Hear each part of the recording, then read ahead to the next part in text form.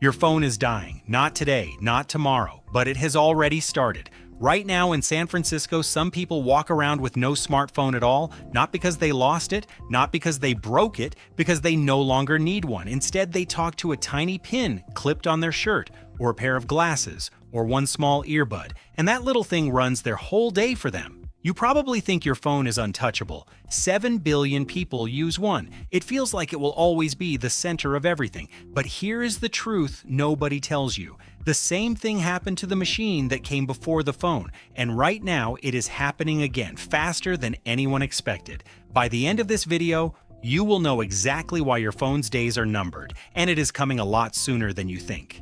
The system that ruled the world for 18 years. In January 2007, Steve Jobs walked on a stage in San Francisco. He held up the first iPhone. Before that day, a phone was just a phone. After that day, it became a glass rectangle that held everything: your messages, your maps, your movies, your bank account, your health, your whole social life. The whole digital world packed itself into tiny little apps, and you built one new habit around it: staring down at a screen all day, every day. For 18 years, that system worked. It worked so well that the smartphone became the most widely used piece of technology in human history.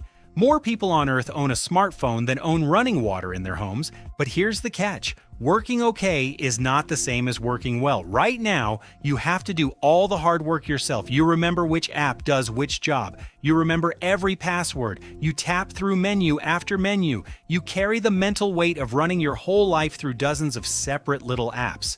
You are basically doing the job that your technology should be doing for you. What AI is already taking over. Let's look at one simple example of what is changing right now today, the old way.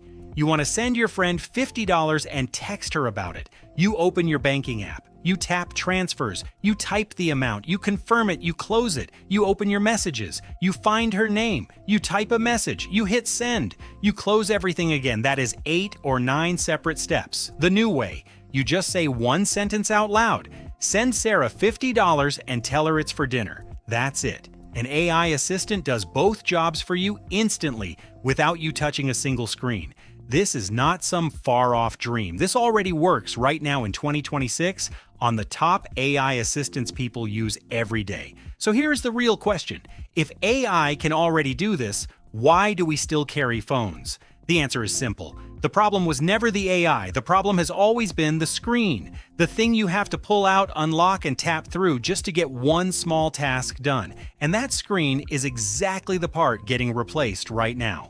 The new hardware is coming after the screen. The gadgets built to replace your phone are not all at the same stage. Some are already for sale today. Some are still being tested. Some are still being built quietly behind closed doors. Here is where this change is really coming from. First, lapel pins and pocket AI devices. The very first screenless gadgets appeared in 2024. They are small. You clip them on your shirt or slide them in your pocket. No screen, no keyboard, no app grid at all. You just talk to them, and a tiny camera helps them see and understand the world around you.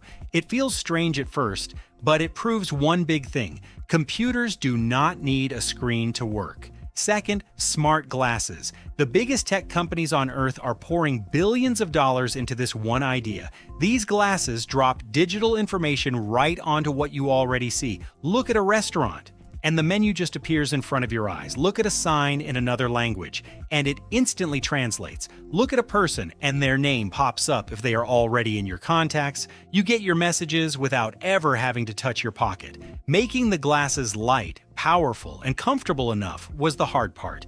But by 2026, several of these glasses will already be selling in real numbers. Third, smart earbuds. The little earbuds you already wear for music and calls are getting a lot smarter. Soon, they will not just play sound. They will understand what you are asking, answer your questions, and manage your whole day just from your voice. And here is the best part. You already wear earbuds all day. You do not need to learn any new habits. Fourth, smart wristbands. These read tiny movements in your fingers and wrist. A small twitch of your hand becomes a command. The band can understand what you want before you even say a word out loud. It gives you a silent, invisible way to control everything. So when does the smartphone actually lose? Your phone won't vanish next year, let's be clear about that. 7 billion smartphones are in use on Earth right now. All the apps, all the services, all the daily habits built around them, that is a massive system. Replacing all of that takes real time, more time than any tech company ever likes to admit in their fancy commercials. But history tells a very clear story here. Big mainframe computers did not disappear the day personal computers showed up. They just slowly became less important. Personal computers did not disappear the day smartphones showed up either. They just slowly became less important too. And that same slow shift is already happening to smartphones. The warning signs are already here, if you know where to look. In places where AI assistants are catching on fastest, phone screen time is starting to flatten out. Money made from apps and in-app purchases, the whole economic engine of the smartphone age, is now under real pressure from AI tools that skip apps completely. Even the giant tech companies that built empires on apps are now racing to build AI tools that don't require apps at all. Your smartphone is still the center of your digital life in 2026, but that center is already starting to move. Slowly, at first, then if history repeats itself the way it always has, very, very quickly. This shift from a glass rectangle in your pocket to invisible AI all around you is not science fiction anymore. It is a real race happening right now. Real products are already for sale.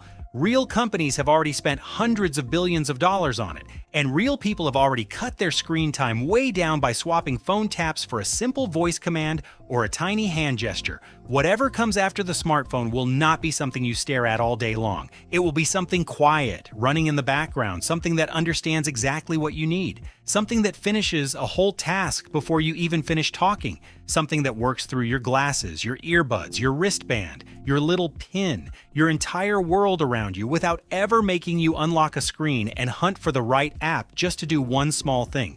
The smartphone made computers personal. AI is about to make them completely invisible. And honestly, it is coming a lot sooner than you think. So tell me in the comments, which one would you actually try first? The glasses, the earbuds, the pin, or the wristband? And subscribe right now, because this is the biggest shift in personal technology since 2007. And this channel will track every single step of it, right alongside you.